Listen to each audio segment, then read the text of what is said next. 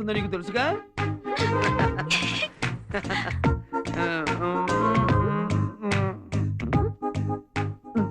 ఏంటిది ఒత్తుగా ఉంది?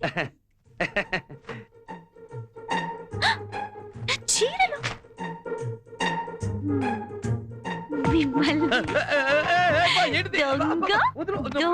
సరే సరే, ఈ దొంగ నీ బట్టలు నీకు ఇవ్వాలంటే ఒక డర్టీ కిస్ ఇవ్వాలి.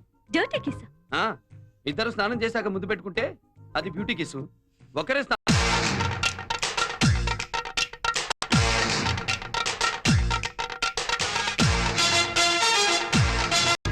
మంచి పనుంది